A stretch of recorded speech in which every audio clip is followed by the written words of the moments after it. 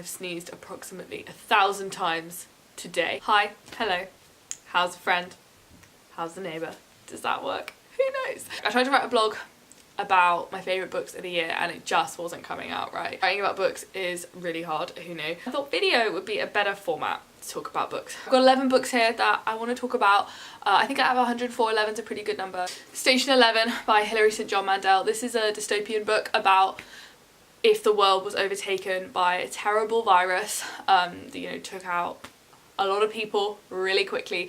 And there's a lot of dystopian books, but I think this one is really special because it's so terrifyingly realistic. And I remember reading this in a hotel room in Austria and it got dark while I was reading and I just imagined going outside and the streets being deserted because the apocalypse had begun. I had never really stopped to think how quickly a lot of the things we take for granted about modern civilization, like electricity and running water and food, would disappear in the event of a major crisis that took down most of the networks in the world. The book has lots of narrators, and as the book goes on you get to see how those narrators' stories kind of intertwine, which is something that I really, really love, and you will see in a lot of the books in this video. It's very plausible, which is I think what makes it so good, and the writing is great. So I really like this one. The next book is a book called Let Them Eat Chaos by Kate Tempest. It's a book of poetry. I read quite a lot of poetry this year. I worry that I don't get poetry, because what is poetry, really? This poetry I got.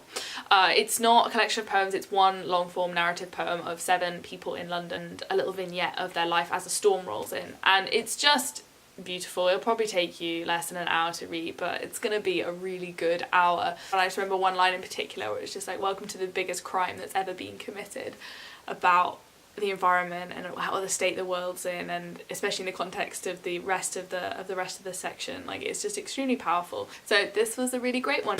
Homegoing by Yaa Gyasi.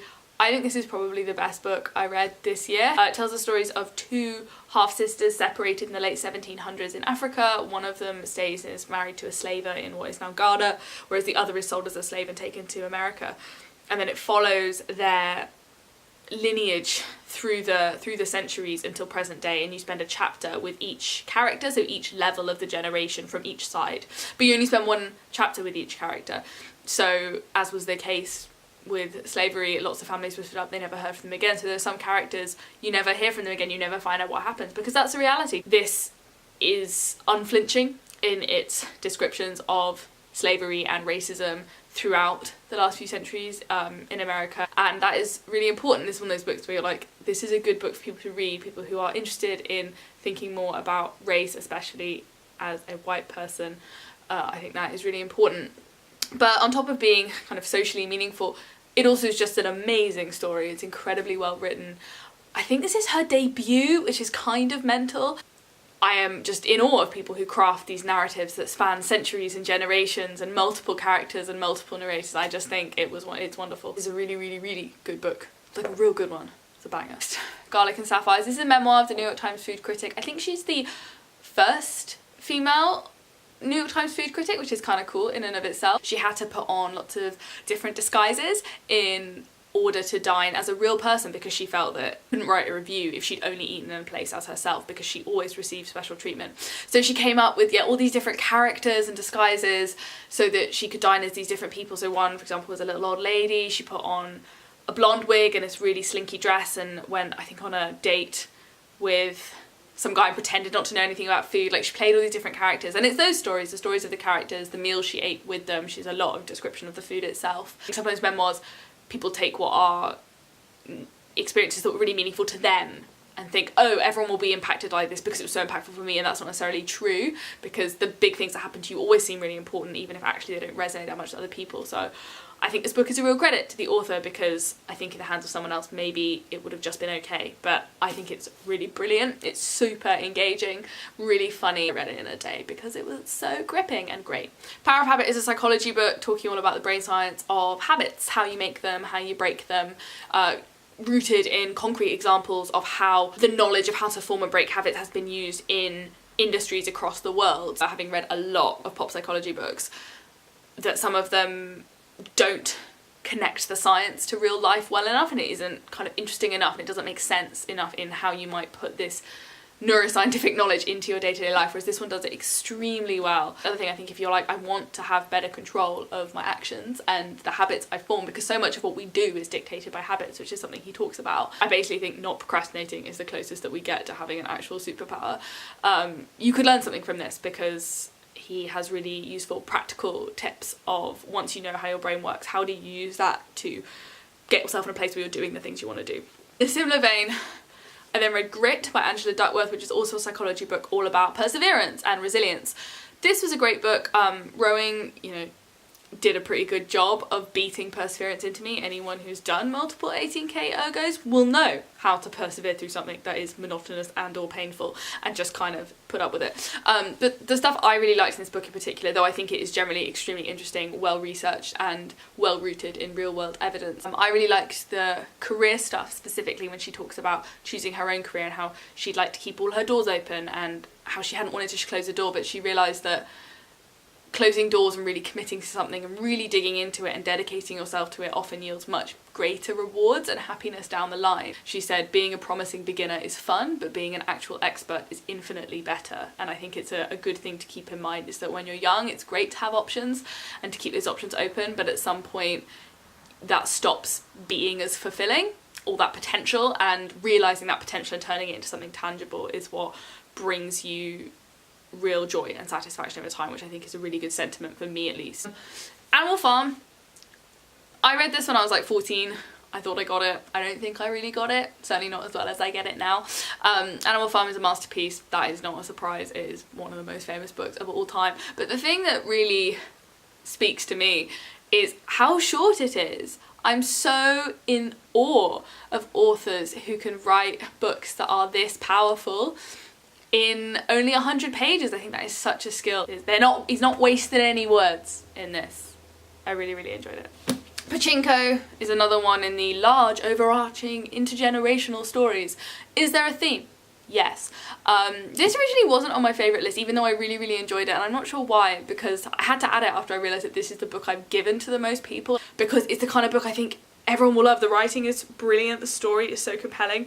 It's the story of Koreans living in Japan. It tells the story of a young woman, Sunya, who gets pregnant by a Yakuza, but then gets married to an elderly preacher, not that elderly, not like weirdly elderly, but an older preacher who says he would love to help her raise the child and pretend the child is his, and then it follows that child, his siblings, and their family through generations as they kind of grapple with identity, with the nature of family, with duty, and the things that you just can't change. I loved it. I just thought it was an amazing story and very gripping, and you just get invested into the characters, and very cinematic. I think the descriptions are really vivid, which makes it very real.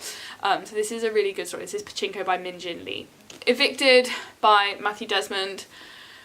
This is an important book. It's his story of eviction and poverty in Milwaukee in America. It's a really powerful book. He follows the stories of a number of real residents of Milwaukee as they try to find secure housing and they try to live in one place, and it shows how easy it is for people to get evicted, how often they're living in unsafe places, and then the consequences of unstable housing on people's opportunities generally, on their work, on their life, on their family, on their children, and for the children on their education. What struck me about this book, beyond the content being hugely engaging and really significant, is the diligence that the author showed in writing it. At the end of the book, he talks about the process of interviewing the people who lived in the community who are in the book, and then how long he spent transcribing those interviews, putting the book together, fact-checking, like getting everything together, and I think it took him 10 years to write this. He really took an extreme amount of time in telling these stories with justice, which is important because this isn't a book about him. This is a book about the people whose stories he told and what their lives look like, and I think he did them a real service in how he told their stories, and it's extremely important. This is a book people should read if they want to understand a bit more about poverty and economic inequality. Two more. We're doing well. We're doing well. This is The Art of Asking by Amanda Palmer. It's a memoir. I love memoirs. I think I mentioned that before. She is a rock musician who had the first crowdfunding project to ever surpass $1 million, I think. I think that's it. And this is a book all about how to build relationships. I've thought a lot this year about friendship, about relationships over time. And I think this book had a lot of really positive stuff about tending to relationships even if you don't know it will pay off, because it will pay off, and that is really always really valuable. And also that it's okay to ask people to engage you. They don't have to say yes, like, it's okay. And I guess some of the stuff with this blog is that same thing of just saying, I made this, and you know, have a look, that it's okay to ask people to engage with you and what you think is important and your work or something you've made. Like, that's fine. Something about this is just really honest, and that makes it really likeable. You feel you can trust her intel. You can trust her. Yeah, it's good. The last one is a book called Bricks Build the Houses by Kate Tempest. This is about two young women, Becky and Harry, who live in southeast London. Harry's a drug dealer and Becky is a dancer who does sex work on the sides to support her dancing. And it's a novel about their relationship. Mainly their friendship, but also their romantic relationship. They support each other in finding their way in the world in their 20s, when they both have dreams but they don't know how to make them happen. The prose is very lyrical. She is a poet, so it is written in prose, but it's very melodic and very beautiful. It has a great rhythm to it, which makes it really enjoyable to read. And one thing I love, like one little detail that I really loved, is in a very organic way, the author goes into the backstory of quite a lot of the supporting characters. The kids are getting frustrated with some aspect of their parents' personality, but once you see the backstory, you understand totally why they're behaving that way, and you think about how much of the story of the people we love we're missing, and how much we might understand them and what drives them if we knew a bit more about their lives. It's quite like a normal story, I think, but something about it takes on this really emotive quality, evocative, what word am I trying to say? It's just really good. So that was all the books. This video is like super long, of course. I'm gonna try and edit it down to be real short. There's gonna be more info in the blog, but I just thought that was gonna be better than writing, to be honest. I was trying to write it, I was like, this is so boring. So thanks for watching. Have a look at the rest of the blog if you want more info about books. I love books. If you want to ever talk to me about books, then please hit me up, because books are the best. They're the best. Can't wait to read more books in 2019.